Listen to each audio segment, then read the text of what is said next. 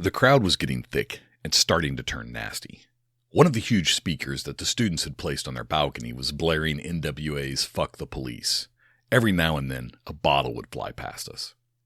Indiana University's Little 500 bicycle race has been called the world's greatest college weekend, except I always felt like it was the world's greatest college excuse.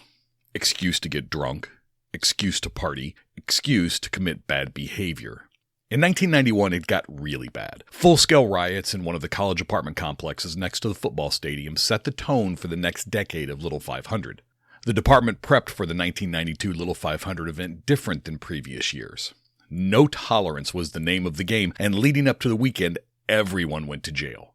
By the time the weekend rolled around, we were working double shifts in 2-officer cars with squads in crowd control gear working the big apartment complexes. By midnight on Saturday night, things were starting to get out of hand again. As we started to form up across from several parties that had turned into one massive gathering, it felt like things were about to get out of control. Then the state police helicopter lit them up. That incredibly bright beam of light from the state police helicopter illuminated the entire parking lot area, and just like cockroaches, the troublemakers didn't like being illuminated. In a short 20 minutes, that nasty crowd had dispersed and things were quiet again. That was the day I learned the importance of air support. From having that eye in the sky to tell you what was going on, being able to see far more than we could ever see from the ground, and being able to put a spotlight on troublemakers and criminals was priceless. Except priceless is not a term the bean counters like. Good thing we have options.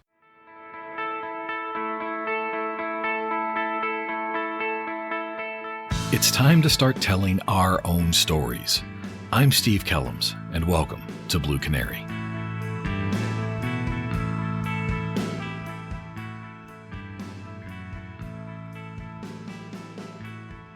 Police helicopters are quickly becoming a thing of the past. When the helicopters themselves cost anywhere from $500,000 to $3 million to purchase and have operating costs around $400 per hour to fly, nobody can afford them anymore. Not that anyone outside of a handful of major metropolitan police departments ever could. But that doesn't take away the fact that having eyes in the sky can and does offer incredible advantage when it comes to public safety. In 2025, that means drones. Over the last decade, we've seen drone use increase among police departments across the U.S. Starting with search and rescue functions, the use of drones has continued to grow just as the technology has improved. And today, we have full-time drone pilots in agencies all over the United States. I had the pleasure to speak with Matt Rowland. Since 2017, Matt has been a member of the Unmanned Air Support Unit with the city of Fort Wayne, Indiana. He's currently a full-time drone pilot and an advocate of the technology. Matt, thank you so much for coming on and talking with me. I really appreciate it. Thank you for inviting me. So before we get too far into this and really start getting down into the weeds with the tech and the drones, first off, tell me a little bit about how you got involved in policing. So I am nearly a 20-year veteran of the Fort Wayne Police Department in Fort Wayne, Indiana. I didn't really come from a line of police officers per se. I did have a great grandfather that was a police officer. And then I also have an uncle who retired, Charles Hensley retired from the Muncie Police Department in 2010. So I kind of grew up around him with a police influence, did some ride-alongs with him early on. And so as I kind of went through trying to figure out what I wanted to do with my life, I went to college at Indiana Wesleyan University in Marion, Indiana, and double majored in criminal justice and communications with a TV emphasis. So I kind of had a tech aspect early on. And then once I graduated from college, I got a job in dispatch in Delaware County, Indiana. And then I ended up moving to Fort Wayne. I was from Fort Wayne. My parents moved up here in '89. So I wanted to get back to Fort Wayne and really was trying to get on the Fort Wayne Police Department. So after dispatch in Delaware County, I came to dispatch in Fort Wayne and worked for Fort Wayne City in dispatch. And then in 2005, I got on the police department up here. So from police officer and police department to drone pilot, tell me about how you got involved in the drone stuff. So the drone thing kind of started, we had a Lieutenant John Bowers back in 2015 that started looking at drones. Always a very forward-thinking guy. He was looking at drones and trying to figure out how to make it work. In 2015 was still pretty early on in the whole drone world. He actually was in charge of the crisis negotiation team, which I will probably refer to as the acronym CRT. So that team went to ground school in 2015. After that, it kind of fizzled out on trying to figure out how to make it work. In 2016, the FAA decided that they wanted to create a Part 107 pilot, which is what the drone pilot license is. And so once that was created, that kind of gave a better way for police officers to start flying drones and using them and implementing them. So Lieutenant Bowers picked two people from the crisis negotiation team, myself and another officer. And then we had two other officers that were on our department that were licensed general aviation pilots. And those were the four of us that kind of started the team. One of the big questions I have is when you start talking about drones and all this technology. My experience with drones is pretty much what I watch on YouTube, right? As it's getting all the aerial footage of stuff. Give me a brief rundown of drone usage in law enforcement. And, we're going to get into some details later, but just give me a nice big overview of what are drones doing in law enforcement? What are we using them for? So for us, we started it started small. And so a lot of times I get questions, how did you start your drone program? What did that look like? We have a very robust drone program now. But the reality is in 2017, we started with 2 drones and we were primarily doing overwatch for barricade hostage situations for the SWAT team. Okay. So that was the overview of what we were doing. And we averaged 12 to 18 of those types of call outs a year. The lieutenant felt like that it would be good to help with perimeters, being able to see, if someone runs from something. Then we did have an incident where somebody did run and we were able to follow them with the drone, and that was kind of a win for us. And so from there, we started looking at other ways that we could offer the drones and be support for the rest of the department. So in 2018, we got into mapping. We started mapping outdoor crashes with life-threatening injuries, which our reconstructionist team comes out on. And then we expanded that later to do outdoor crime scenes. So when we have shooting, stabbing, whatever outdoors where there's life-threatening injuries, we come out and we map that as well. From there, people started saying, well, we could use a drone for this, we could use a drone for that. So then when you have missing persons, missing adults, kids, the Alzheimer's, autistic kids, we started getting called out to do that, to do the not Overwatch, but helping to search when those folks are missing. And then it kind of morphed into other things. Now we're assisting our canines when they're on a track. We're helping them, trying to stay ahead of them with the dogs and, see if there's anything maybe ahead of them or around them where the dogs are looking and tracking. We've kind of expanded it into, a lot of different aspects of the department where we're able to use drones. So this has turned into a full-on specialty that people can focus on in their careers. Actually, yeah, we weren't sure in the beginning if it was going to be part of the negotiation team or if it's going to be its own thing. So late in the fall of 2027, they decided that it was going to be its own thing. So we did form the Air Support Unit, which became a specialty unit under Special Ops. So just like the SWAT team and the negotiators and other specialty teams on the department, we became one of those specialty teams. Your day job, then, you're a full-time air support unit pilot. And I'm curious, what does that look like every day when you come into work? Because I'm picturing Roy Schneider in, Blue Thunder, right? So are you climbing into a pilot and flying this thing all day long? Or is it just going out and doing the specialties or the call outs that are needed? We talked about buying flight suits at one point. We never have. That's awesome. I'll be honest with you. Almost every day is different. It's kind of the same thing as the guys that work the road and guys and girls that work the road. Everything is different. You just never know what you're going to walk into.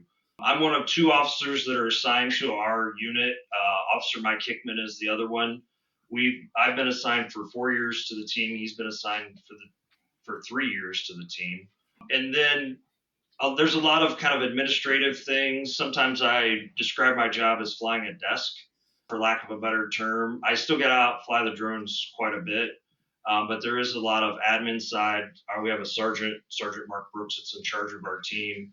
But he's assigned to other duties. So even as the team lead sergeant, he's not he can't devote all of his time to the team. So I do a lot of the administrative kind of back end to help him. And then I'm able to, put it all together, and then he makes the final decisions on everything. The reality is that we're supporting a drone first responder program right now, and as current with our current waiver, with our current equipment that we have to have two people that do that program. We can talk more about the actual drone first responder DFR program later, but it's going to end up going into a kind of a one person job with some waivers and stuff that we've gotten and some equipment. But right now, I'm supporting Officer Hickman with that endeavor, along with the other duties of just day to day things. If you have equipment that fails, I'm the guy that the folks on our team can come to, and I get it sent back or get them a replacement piece of equipment, or if we have issues with batteries or different things like that, I try to help them get what they need so that they can go out and do their job. We've got 12 people on the team. The other 10 outside of Mike and I are assigned to other duties. So we have a few that work day shift on the street. We have a couple in the detective bureau. We've got a few on second shift that work the street. The other sergeant on our team works the street on second shift. We can't devote our full, they can't devote their full time to it, right? That's something that we have to delegate, or because you have regular duties. Now, how viable is this for departments across the U.S.? Is this just a big city thing, or is it possible for all departments to start utilizing this drone technology? I think the reality is that any department could have drone technology. I think the scope of the team and the size of the team obviously are going to be dependent on how big the city and the entity is. I've seen some smaller departments though have a pretty big drone team. It just kind of depends on the resources you have available to be able to do it. We're very blessed that we have a chief and a city council that has supported us, a mayor that has supported us with everything that we've done when it comes to our program. And so we've been able to purchase things. We have a line item budget that we're able to purchase things through. We put it in the year before. We look at what we think we're going to need next year, and we set that budget, and then we're able to purchase the tools that we feel like we need in the coming years. So a smaller department might not have as many resources or as much money available. There are some grants and stuff out there. We haven't used a ton of those grants. We have a few here and there, but it's possible for anybody. And my recommendation is always to start small, right? So start with one or two drones, and then start getting some wins. Find a guy or girl that's hiding from officers. Find a suspect, that's here or there. If you get some wins, then you can really start selling that program to the folks that might be able to approve more money for. So I think any program, and it's becoming a thing now with fire departments too, where they're able to help. We have a really good relationship with our fire department, so our arson investigators have drones as well, and so they are sworn police officers in Indiana, so they will actually come assist us on police jobs, police duties, and then sometimes when there's a fire, they're trying to investigate how the fire started.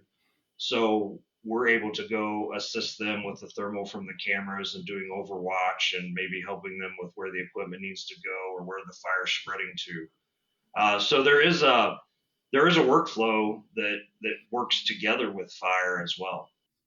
Talking about the tech that's on these drones that are allowing you to see things. So you're talking about thermal. We're talking about FLIR and low light and all this kind of stuff. Is those pretty standard on these, or does that affect how big the drones have to be and the tech side of it?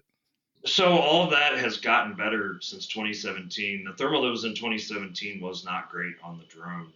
The thermals that we're seeing now on even the smaller stuff is super good thermal that is leaps and bounds ahead of what we saw in 2017. So you don't have to buy a big, huge drone to have a great thermal camera. Now the sensor size might be different, and so it might be a little better on a larger drone, but in a pretty small package, you can get a pretty decent thermal that will do a really good job. So it's just all of it. The cameras get better. The cameras are amazing now. Just like everything else with technology, it just continues to improve. Now, are these things public safety specific that you're using at the police departments and that we're using across the United States in law enforcement? Or are they things that anybody can buy? So they're all consumer level drones that anyone can buy. Some of them are a little more expensive than your normal $300 or $400 drone that you might go buy at a retail box store. But anybody with enough money could buy them. Nothing that we use is special or specific to law enforcement. So we're not talking about those huge predator size, small Oh Cessna no. size drones. We're talking about things that are pretty small, easy to carry around, and then easy to launch and recover. Yeah. We're talking mid-size level drones. Most of our stuff is, well, everybody's got a M30T, DJI M30T in their car. That's so it's that's not the smallest drone like an M3 or an M4. It's the next step up, but it's also not as big as a M300 or M350. So it's kind of a mid-level drone, but it gives you 25-30 minutes of flight time. It gives you a 640 thermal. It gives you the ability to withstand even some weather. They're rated up to 33 miles an hour for wind. They have an IP rating for rain. So it kind of gives you kind of an all-in-one package that is not terribly expensive. So you've talked a lot about what you use drones for, and I'm just curious, what type of missions are drones really specifically suited for? So a lot of it is the search and rescue stuff. We get calls a lot for missing kids, missing adults. We'll get calls for if we have someone that runs in a vehicle and then runs from police officers and they don't, they lose them on that initial when they get out of the car and run. So we can help with area searches for that. And like I said before, the barricade hostage situation, Overwatch, keeping an eye on what's going on with that. And then a lot of our business that we're doing on a daily, weekly basis is the mapping for the crime scenes, because you can take those maps and put them into a computer program and you can produce centimeter level accuracy out of the outputs that you produce from the pictures you take when you run them through the mapping program and you collect points on the ground and mark evidence and everything that can be done with mapping. You can produce it, and what we found too is that it takes about half the time. So back in other things that they've used in the past, I would say, and this is just me taking a stab at it, but it would be about 4 hours that a road might be closed. Let's just say that for a crash reconstruction. And now we're doing that in about 2 hours. So not only are we able to clean it up and open the roads faster, but anybody that's studied traffic incident management and things like that will tell you that the backup from a crash, that queue of cars that backs up, has a higher incident of causing another crash in the cars that are, stuck or slowed down because of that traffic. So cleaning it up faster also keeps, might potentially keep the number of crashes because of the other crash down, and it just opens the roadway faster. So cops love toys, and they always like their toys. They like buying their toys. But at the end of the day, when the department starts spending a lot of money on certain toys, that those typical road officers are, they can get a little unhappy about that. What does the drone bring to the everyday life of that patrol officer out there that really makes them like and want the program? So I'll have to stop you and tell you that they're tools, not toys, sir. Fair. Fair. I take that back. It's a tool of the job. We can offer the ability to, so I'll just take the drone first responder program as far as a daily program that runs. That program is sending a drone out to a call for service. So typically a 911 call. And it launches from the same location downtown on top of a fire station. It goes to a call for service. We launch, we get a little bit of a heads up because we're listening to a program called Live 911. And that program is letting us hear the 911 calls as they come into dispatch. So there's always a little bit of a delay when a call comes into 911, and the call taker has to take that information and then they have to send that information to a dispatcher through the computer system, and then it has to be dispatched to officers. And then depending on where the officers are coming from, you could have several minutes there that it might take for the officers to get there or get en route.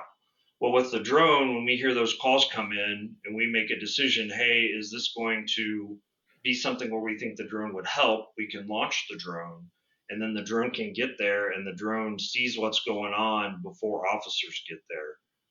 We average 70% of the time we're beating officers to the runs, and we're there for a few minutes before officers get there. So we're able to give an overhead view of what's going on before they get there. So if you, we have a really good instance where we had a guy that was called in that had a knife by Joe Public, and the drone gets there, finds the guy, and the guy, we're able to see in his hands that he doesn't have a knife. He has a cell phone and he has a radio. And it turns out that he was watching trains, waiting for the train to come by, listening to the train dispatch, and was going to take pictures of it. So we're able to provide that information to responding officers and say, hey, we don't see a knife. Now, obviously, officers still have to follow their tactics that they're going to do, but we're able to provide them with that information and say, hey, it looks like this guy's just got a cell phone and he's taking pictures. And so it helps deconflict what's going on. Now, do you guys utilize a real-time crime center, and is this tied into that, or is this kind of what your drone first responders are doing, is acting like that kind of real-time crime center there? So we don't have a real-time crime center. I do know it's something that's been talked about, but that's not within my wheelhouse, so I don't really know. But we are able to communicate the information that we see directly with the officers that are working. So we will come up on the radio and say, hey, this is what we're observing. This is what we're seeing.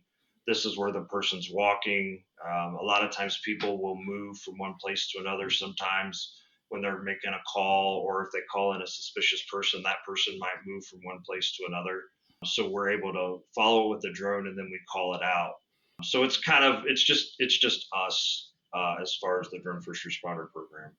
Now, that drone first responders, are they driving around and then they have the drone in their vehicle with them, and then when a call comes out, they just pull over and launch it and work it from there? Or do you guys have a central location that they work out of? So the drones are drone in a box that are on top of the fire station in downtown Fort Wayne, and we respond within a 2-mile radius of the downtown area. So we can go in any direction 2 miles based on the waiver that we have from the FAA, and we're able to then launch the drones from that static location, and we're flying remotely from a different location. So right now we have to have someone that's flying the drone, and then we have to have a visual observer that can watch the airspace for 2 miles around the drone. So it launches from the same location. Got it. And that's interesting. So we've got a lot of different laws that govern the use of these. An agency can't just, hey, I bought a drone and throw it up. They definitely need to work with the FAA. What are some of those laws that are governing that they need to be aware of?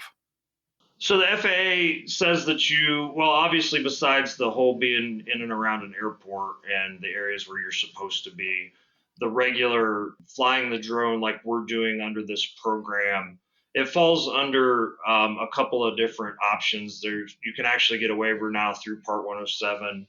There's also the Part 91 COA process. And what is changing in this industry right now is the ability to use technology other than that visual observer, so that you don't have to have that second person. So we have recently, Officer Hickman wrote us a waiver, and we are able to now fly the drone if we have, they call it detect and avoid, or DAA.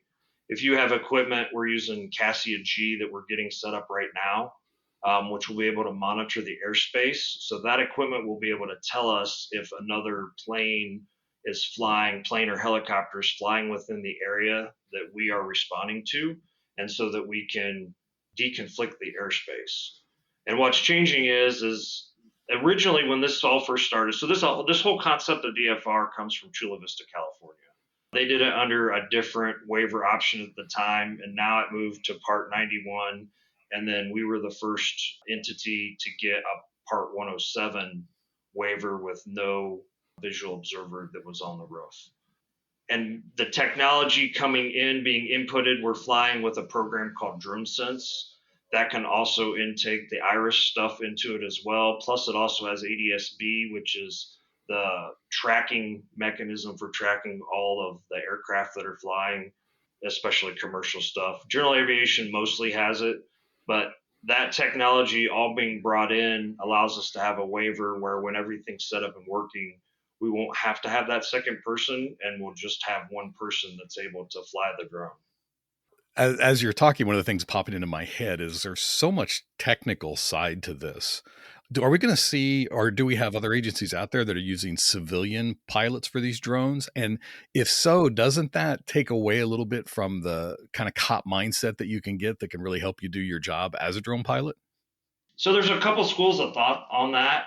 That's actually a really good point. There is a business out there right now that's supplying civilian visual observers for the departments that don't have the no VO BV loss waiver.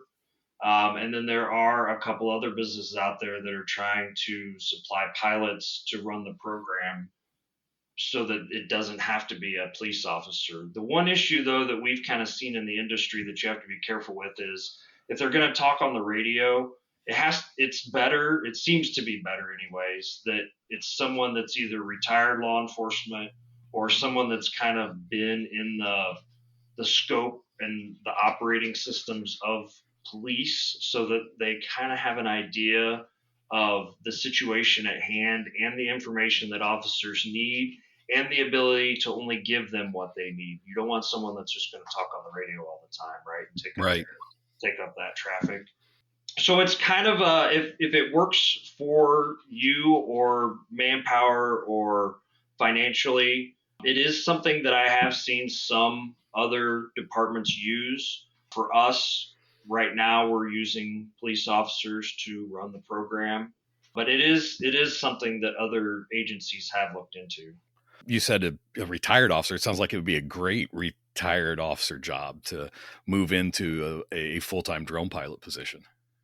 Yeah, no, I think I was just talking to another agency that's what they were talking about doing was looking at hiring retired police officers to come in and fly the drones because they have that mindset of police officer and it's as long as they can be trained for the technical aspect of flying the drone and manipulating it so that you can get what you want to see on camera.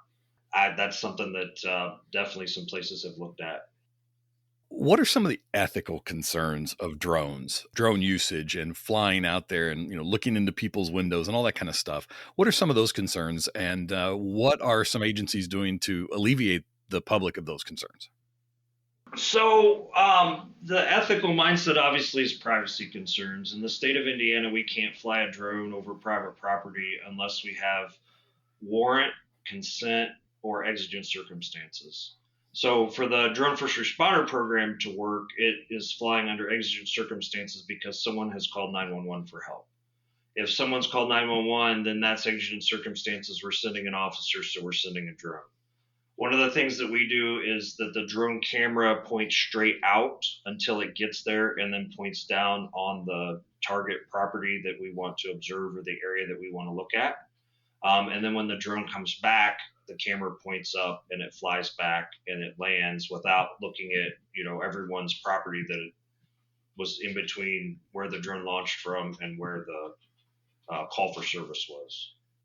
So, and which is obviously very different from, private citizens are able to fly up and do a wide variety of things. But from a law enforcement standpoint, those are really important things for us to make sure that we're protecting the public's privacy.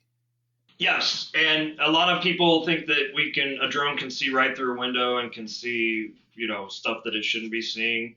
I'll tell you that a drone seeing through a window is oftentimes difficult because of the glare, with or without the sun, the glare from the windows. So we get some calls where people have asked about that, and the reality is we're not looking in windows to start with. The only reason we would be looking at a window is if we were there for the exigency or a warrant or, consent. And then if we could see in the window, we probably wouldn't be able to see much anyways. Now, from a tactical standpoint, and I don't want to get very deep into that, but are you utilizing drones inside any kind of buildings at times, or is that something that you guys won't do at all? It just depends on the situation at hand. So we have used them to clear buildings from time to time in the past, and the SWAT team will use them sometimes for the stuff that they do, obviously without getting too deep into it. But yeah, it is something that when we first started doing this, it wasn't really a thing because a lot of the drones several years ago didn't fly indoors very well because they didn't have GPS. But now a lot of the drones have sensors on them, and as long as they have light or different aspects of the conditions, they can fly in GPS denied environments. So it is very much a possibility. But obviously for us, it would be something that there would be a reason that we're there, like exigency or warrant or something like that. We just can't go fly into people's, inside people's houses. So, Matt, if someone's listening and they really want to bring drone technology to their department, what's some of the first steps they should do? I would talk to your chief, city council, mayor, and just be very open and transparent about everything. I've had a couple of departments that have contacted me recently, and they're like, where do we start? Figure out the funding to be able to buy a drone. If you can get one with thermal, that's great. And then get it out there, get it in the hands of the train your folks too, right? Can't forget about training. We recommend all of our pilots are Part 107 through the FAA. We train 3 days a month with our team. We train with the arson folks. We do combined training with our canines a couple times a year. We do combined training with our SWAT team, our negotiators. So figure out a training plan, how to get people trained up, and then buy a couple of drones. You don't have to run out, in my opinion, and spend hundreds of thousands of dollars. You can do it probably for less than $10,000.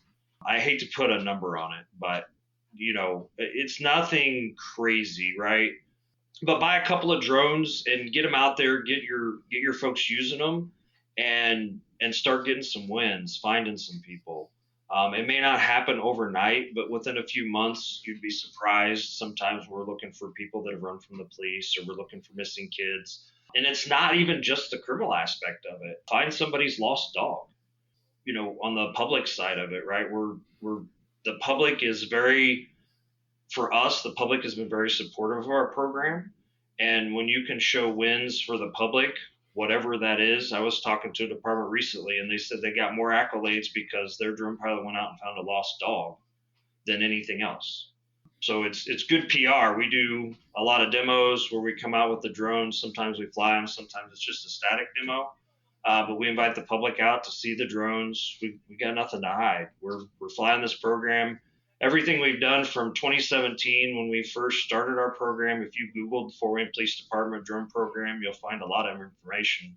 But you'll find the article of us, and you'll see a picture of me and Officer Hickman when they rolled out the program and started telling folks about it. We did another one a couple years ago when we rolled out the drone first responder program. You'd be very transparent about what you're doing. We're not trying to hide anything from anybody. We're just here to support our police department, support our folks, and to support the community and keep people safe. Matt, if somebody out there wanted to start a program and they wanted to pick your brain, how could they get a hold of you? You can email me at matt.rowland, ROWLAND, at cityoffortwayne.org. And it's city spelled out CITY of OF, Fort, FORTWAYNE.org. Matt, thanks so much for coming on. I really appreciate your time, and this has been really interesting. Yeah, no problem. And that's the story we have to tell. Thank you for joining. As always, I'm curious what questions you're getting asked. What isn't the news covering? What story needs to be told? Connect with me at bluecanarypodcast@gmail.com.